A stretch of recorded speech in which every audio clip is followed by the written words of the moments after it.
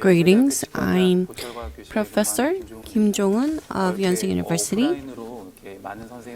I'm honored to see you. I'm honored to participate in this offline event. I'm honored to be given the opportunity to speak here.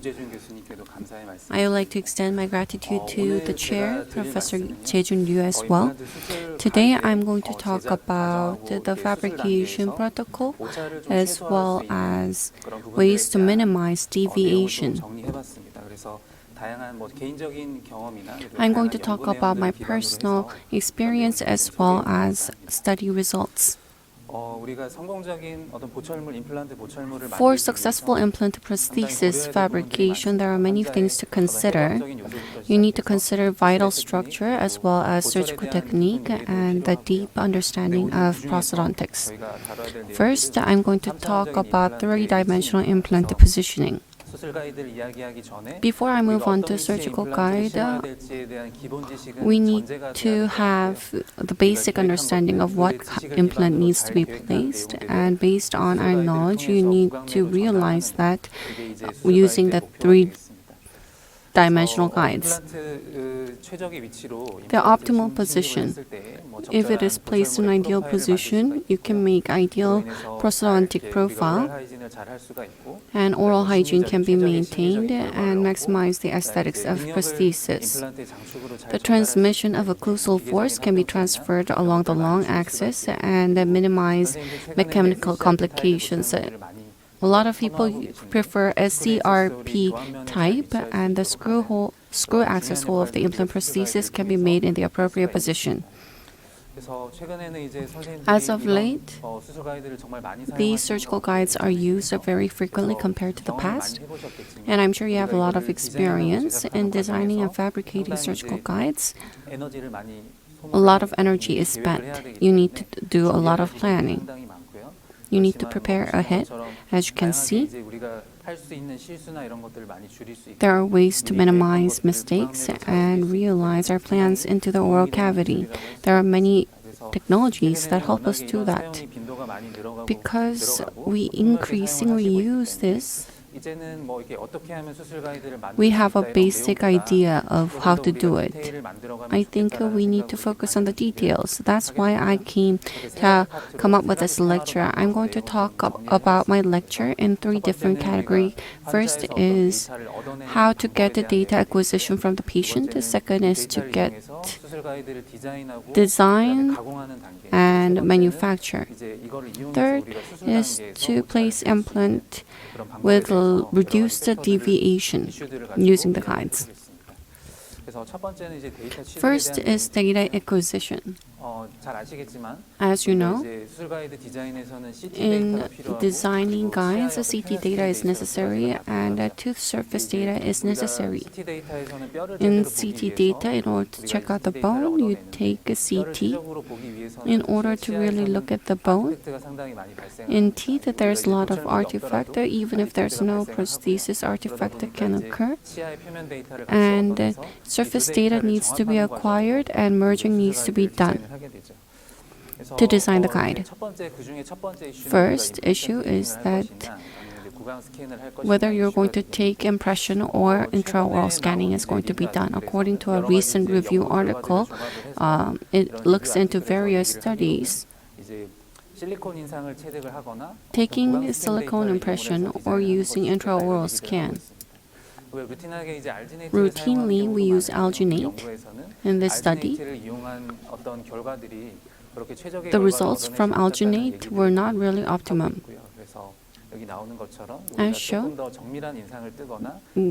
to get more precise impression, efforts need to be made.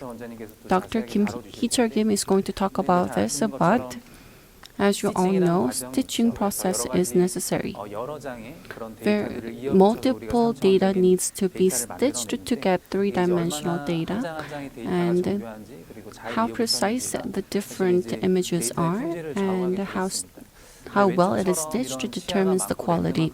If there are multiple landmarks as shown here, you can get more precise data. However, on the right side, there is quite a lot of edentulous area, and the gingival form and texture, it looks very difficult to differentiate depending on the specification of scanner. It may vary, but in the case of long span edentulous area, there can be many deviation and error in the stitching process, and in recent studies, such error exists.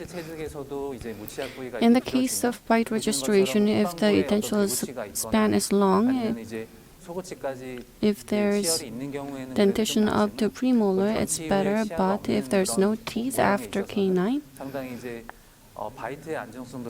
bite stability goes down.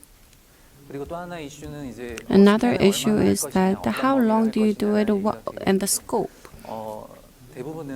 In most cases, rather than long span, oral scanners are recommended to use for single teeth or small spans, a single crown, 2 unit, short span crowns. When we make short span prosthesis, intraoral scanners can be used for optimum results. Second issue is the issue of superimposition. I've talked about how merging is important. And when you merge, if there's a lot of teeth, as you can see, it is shown in green. So it shows that it is precise. If there's not a lot of teeth, and if it is only remaining teeth and narrow distribution, in this case, so there can be many errors in merging. Therefore, artificial markers need to be provided. As you can see, the deviation and error goes down significantly, and this is reported by many studies. This is quite an extreme case. All implants and prosthesis. Every tooth has prosthesis. On the left, it is very difficult to get appropriate information. Even if you have teeth arrangement information, it is very difficult to do merging, and the error in merging leads to error in placement. You need to provide artificial markers to take CT and take impression and scan. You go through these series of processes to acquire data. You cannot make a guide in this stage. You get data with no marker and merge it. This is a study done by myself. Tray type marker can be done, and the tray is formed, aluminum marker is attached. Impression material is applied and applied to dentition. CT is taken. The tray itself serves as a marker in itself. Indirectly, merging is done. The accuracy of surgical guide can be increased. I also use this for final prosthesis fabrication. You can do it more easily because it's quite convenient. In the case of fully edentulous patient, it's kind of different story because the process of merging using tooth is not relevant here. Old denture the patient used or temporary denture needs to be fabricated to do merging and use it for merging. The denture the patient uses is replicated and stent is made, CT is taken, and then the patient using this denture appliance is taken as well for merging. And designing of surgical guide can be done in this way. The most important thing is that whether the denture is appropriate. There are patients who routinely use old denture, but at times if the inner surface is inappropriate, you need to do additional work and get the gingival form. If the internal fit is inappropriate, relining process is necessary. If it is accurate, you can just use it. You need to see the wear on artificial teeth, and there are many things to check. If the old denture is inappropriate, you need to make a temporary denture and start from scratch. This is the second subject, design of surgical guide and manufacturing error.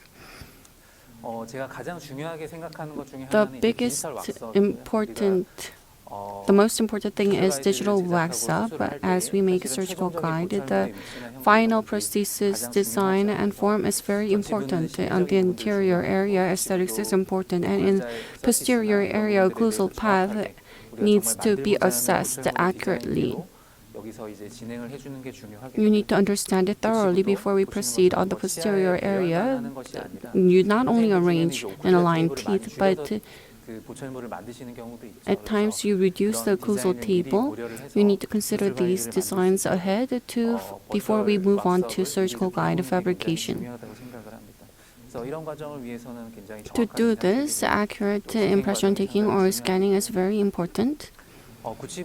In the posterior area, the surface and the occlusal surface and the form of the tooth is different. In the full contour, there are grooves here. As mentioned, the occlusal surface, if you want to make it smaller, you need to reflect that in the digital wax up. If these factors, contours are not really reflected, the screw access hole can be inclined towards outside and negative results can come to be. Digital smile design is used for aesthetic results. You need to get patient images to do digital smile design and align teeth on the anterior area for the same purpose. Facial scan data can be used as well. You not only look at the frontal image, but the lateral image as well, and profile images as well to look at the teeth. If there are a lot of teeth, you also evaluate the occlusal plane using the landmarks of the patient's face and get good results. Planning software, there are many available. There are different functions available. Depending on the software that you use, you need to understand which functions are supported. On the right is Implant Studio.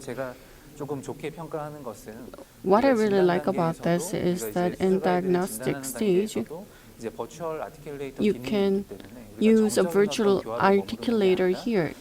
So you can get dynamic occlusion information and do digital wax up ahead. It's a huge benefit. So you can provide customized treatment. Second issue is a sleeve design. In the past, metal sleeve design was basically simple. The tolerance is quite coherent and using mass-produced sleeve. So you have a coherent sense of how you should drill. After you process it, you need to attach the sleeve, so it's quite cumbersome to complete that within the dental clinic, and it can be more costly. As of late, the polymer printed guides are now available without sleeves. The biggest issue here is that on the inner surface of the sleeve, you need to do trimming, and you need to check whether the drill goes in passively, and this is essential for accurate surgery. If you look at the recent studies here, metal sleeve or lack of, there's no meaningful difference. Sometimes the ones without metal sleeve led to better result. You don't need to be concerned about metal sleeves or lack thereof. This is a study done by my school, and I did a comparison. There was no meaningful difference, and the weight of the device before and after surgery was not really meaningfully different. If you do accurate surgery, you do not need to worry about the resin being grinded off.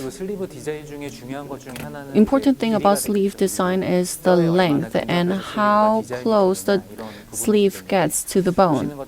As you can see, sleeve how close it is to the bone. You can divide that into 3 categories. The sleeve needs to be very close to the bone to get better accuracy. On the far left is the use of drill key. So it extends the length of how drill is guided, and if the ones with a longer drill key have higher accuracy. Drill key is not really used in some systems, and in that sense, the sleeve length, the amount of guide that is being done also plays into the role. So guide needs to be properly done. And there's also discussion about open sleeve in the posterior area. There may be a little limitation in how much the patient be able to open and close mouth. So you need to design the sleeve so that it is close to the bone. And open sleeve design can also be highly accurate. However, the farther away the sleeve is from the bone, open sleeve error increases. And depending on the system that you use, you need to make the right choices. This is a very important area, but internal fit. When you open window and then check the fit, you can see that it is adapted well with the teeth. When you try in, if it is not well adapted, you can grind off the internal surface at times. The factors that can lead to the internal error, if we consider that ahead, we'll get better results. So when you take oral scans and take impression using silicone, the grooves, it is very accurately recreated. But when we use 3D guide designs,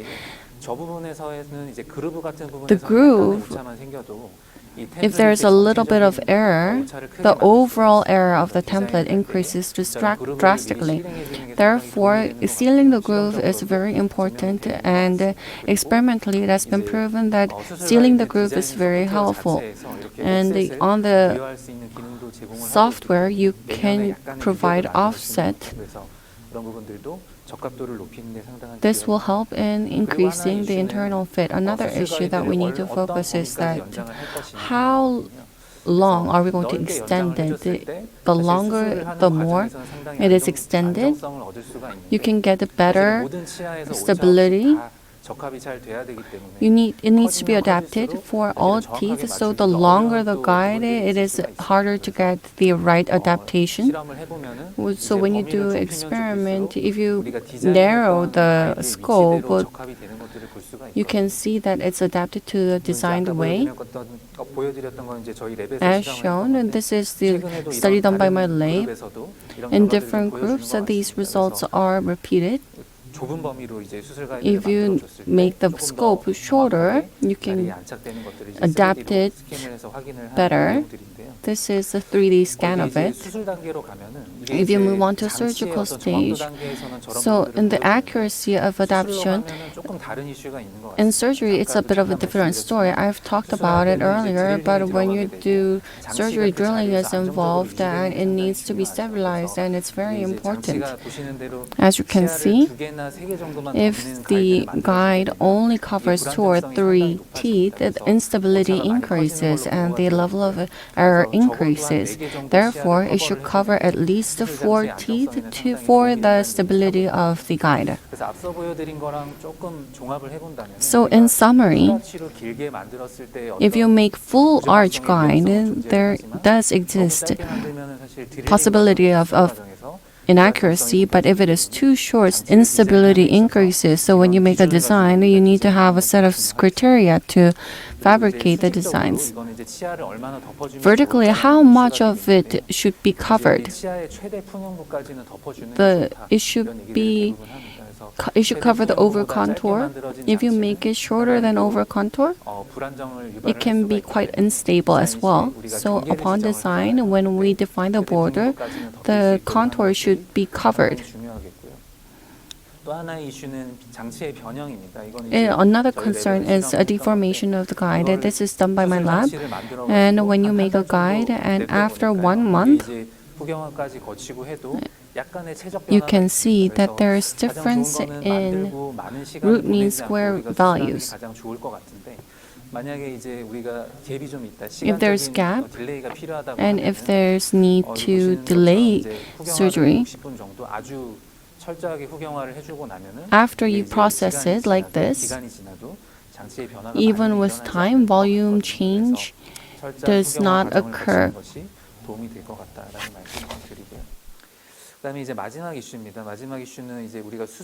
Therefore, post-curing is very important. In surgery phase, I'm going to talk about it. As Professor Park has mentioned, he has mentioned about the deviation.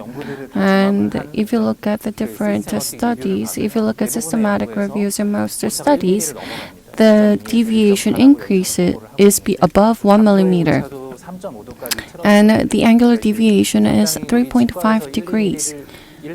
At dental clinic, which we address smaller than 1 millimeter, this is quite a significant error. This is a scan body, and in order to assess the accuracy, this is something that we have devised. We attach it to the sleeve. The inaccuracy of surgical guide is less than what is thought of. 3D printed out before surgery, you can see that the guides are mostly quite accurate.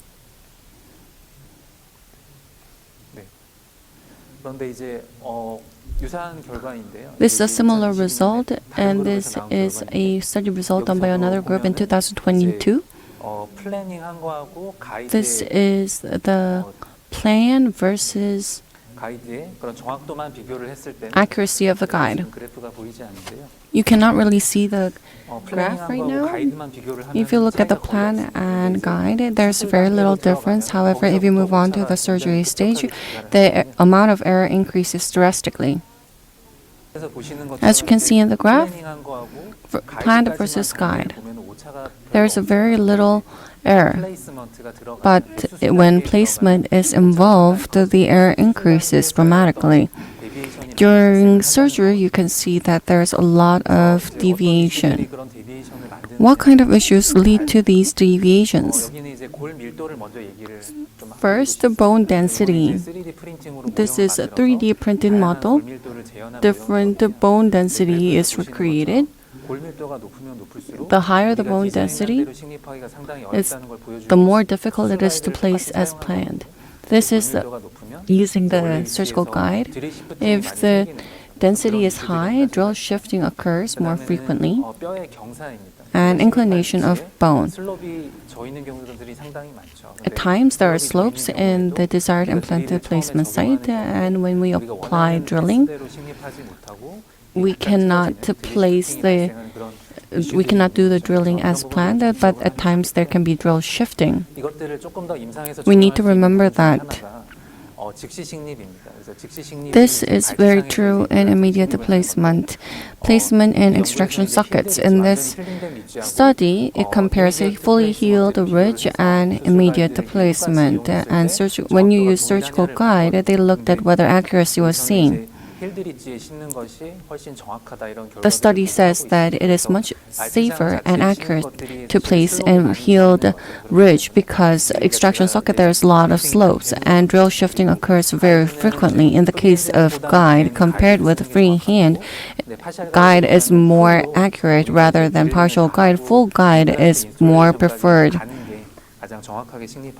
That is the way to place the implant accurately.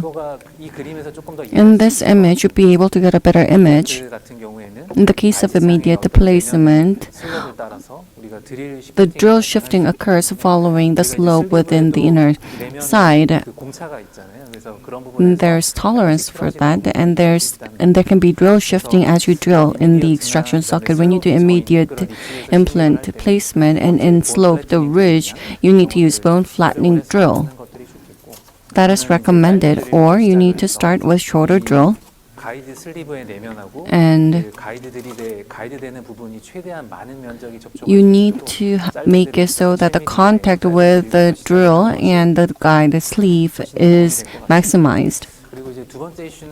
Second issue is whether to use a partial guide or full guide. As mentioned, partial guide the accuracy falls down. It's the same in this study. Freehand has less of a accuracy. It's the same with another different study. Up to the implant placement, you need to use the guide so that you can get the accurate result that was planned. In this study, the premise was that in healed ridge, when you do it, there's not that much of a difference. The partial guide also shows very good accuracy. If it is sloped or if it is extraction socket, using full guide is more recommended. Third issue is the type of support and the effects. I'm sure you could guess, but tissue supported is tooth supported is more accurate. Second is bone supported. You put the guide on top of a hard bone, so it's quite accurate, but you need to make a guide based just on CT, and there can be issues associated with the air within CT, and you need to open flap very invasively. The most inaccurate is mucosa supported. Tooth supported, there are different factors that play in. If you take a look over here, if there is a tooth in the distal side, on the bounded side, there is more accurate, and if it is not bounded, unbounded tooth mucosa supported, it's quite accurate, but if it is unbounded tooth supported, drill deviation can occur significantly. These can be reported, and if there's a lot of distal extension, bone fixation screws need to be utilized so that you can minimize the shifting so that it can be accurately applied. So there are many studies on this. Bone fixation screws can be of great help. Tooth-supported device is fabricated to get more accurate result. When you do full mouth cases, if you leave some retained root, you make this device to place a couple of implants, and you use this placed implant to use it as a support after extracting the residual teeth. You can place 2 mini implants as shown to get a better result when you place implants. This is distal extension case on one unilateral arch. Many implants were placed on CT. You can use that as a landmark, and while it is placed, you can, because it is placed, you can use it as a support. So it's quite helpful. And this is a result report by Gyeongbuk University. And compared with the inaccuracy that I've shown you, it's much lower. So you can see that these really help. So I'm going to summarize what I've talked about. First, acquisition of data is very important. Silicone impression or intraoral scans should be utilized. Artificial markers should be actively used. If patient has whole teeth, if you have artificial marker, there are a lot of studies that say that artificial markers help. If there's metal artifacts, this is definitely a must-have. If denture, in the case of denture, you need to check the internal fit. Dentition, you need to do it precisely. And the metal sleeve or lack thereof is not really important. The internal fit of surgical guide is very important. The groove sealing or offset needs to be provided. As for the design, 4 teeth can increase stability during surgery, but it should not span too long. Finally, in surgery stage, the amount of air goes up. And if the bone is hard and if it is sloped, the error can increase. So we need to make a lot of measures so that inaccuracy does not result too much. Tooth-supported device is necessary. This is the end of my lecture. I hope this was of help. Thank you for your attention. If you have any questions, please email me. 들어주셔서 감사합니다. Thank you for your attention.